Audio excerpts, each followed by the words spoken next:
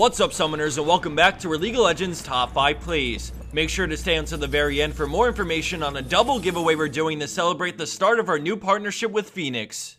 So without further ado, let's get into week 156 with Pamaboy123 on LeBlanc. At the start, we see her catch the enemy Thresh with his pants down, dropping him insanely low. After a nice play, he retreats back to his teammate as she stays in range waiting for Distortion to come off cooldown. Having no immediate CC, she sticks right behind him, grabs the kill, and now we watch closely as she pulls out some next level mini dodges on his Q, grabbing the double kill.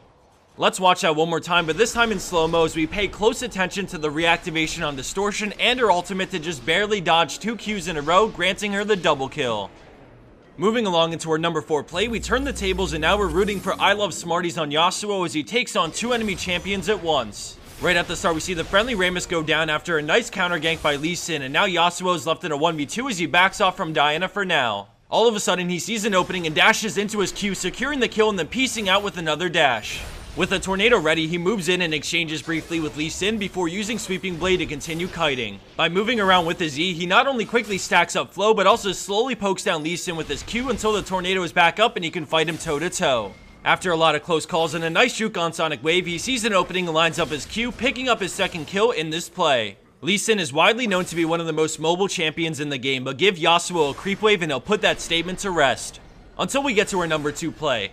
Coming in at our number 3 spot, we have OMG WTF 2012 on Zilean with an awesome save and escape. Right off the bat, we see the friendly Malzahar get jumped on as Zilean makes it just in time to ult him as he dies, bringing Malz back to life despite the buggy Zanyas. After speeding him out, he makes his way back to the fight as the friendly Yasuo gets jumped on, but a great time warp slows the enemy Yasuo tremendously. Then he Ws to reset the cooldown on time warp to speed up his teammate and get him out of the fight just as LeBlanc arrives. Despite a beautiful slowdown on Lee Sin, his teammates are recalling and Gragas goes down, so now he's outnumbered and decides it's time to book it. As the rest of this plays on, we see Zilean utilize 40% cooldown reduction, time warp, and rewind to constantly speed himself up and to get his ultimate back off cooldown. Ladies and gentlemen, feast your eyes on CDR capped Zilean.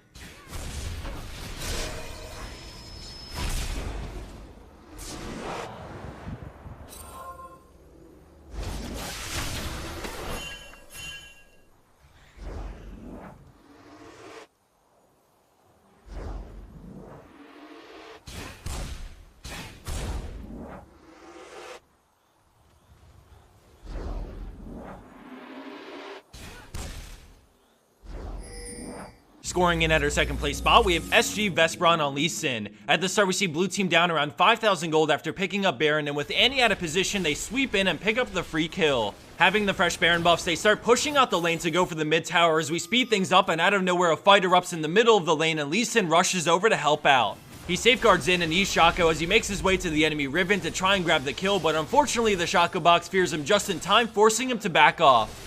He then lands Sonic Wave and goes in on Akali, dropping her low as she flashes away and then comes back in, but he gets the kill anyways, using Tempest to see her despite the Shroud. Left in a 1v2, he finishes off Riven and then immediately starts running away from the enemy Ezreal. He knows he has to get out his juke boots in order to escape a Triforce blue buff Ezreal, so he Qs to a minion and then W's out to create some distance, but Ezreal stays right on his tail with Arcane Shift. He stalls for a moment until his Q comes back up, and then he goes over the wall onto Wraiths, but Ezreal flashes over. Watch carefully now as he reads Ezreal perfectly and anticipates the Mystic shot by waiting for Ezreal to have a clear shot at him and safeguarding to the ward to dodge it. The chase continues as he gets lower and lower, but as he turns the corner, he lines up another Q, completely juking out the Ezreal one last time. Having no more gap closers left, Ezreal falls behind as he escapes off into the enemy jungle.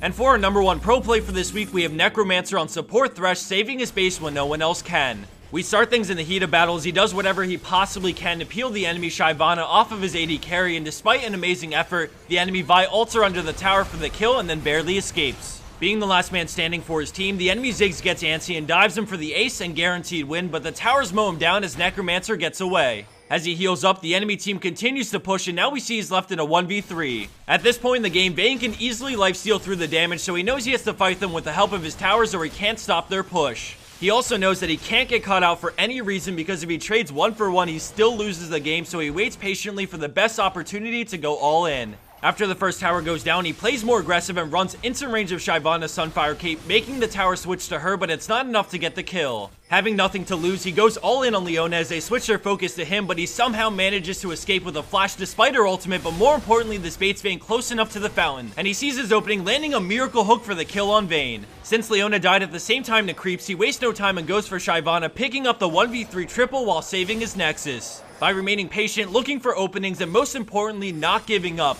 he does the impossible and wins this game for his team.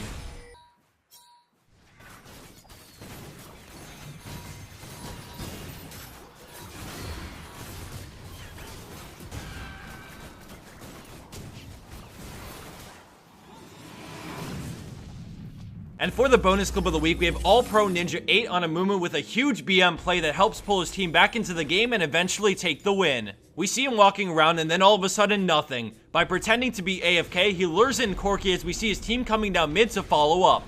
As the rest of this clip plays on, I wanted to announce that we are now sponsored by Phoenix, and this means some amazing things for our channel. We'll be doing 2 giveaways that will take place in 2 random top 5s every single month. So to kickstart the sponsorship off, this episode will be the first of 2 giveaways for the month of February. And on top of that, this episode will be a double giveaway of both one of their Nasitas as well as the Ator, which is their world-renowned mechanical keyboard. We were given one of each to try out beforehand, and I have only good things to say about both, so I'm really excited to be giving these Phoenix products away. All you have to do to enter for a chance to win is drop a comment down below with your favorite play from this episode and like their Facebook page, which you can find in the description box down below. I'd highly recommend taking the time now to enter yourself in this giveaway, and I wish everyone the best of luck. Remember, if you don't win this time, we'll be giving 2 items away per month, so don't worry, you'll have plenty more chances to win. Thanks everyone for watching, good luck to those who enter the giveaway, and I'll see you back here later this week for the next episode of our League of Legends Top 5 Plays.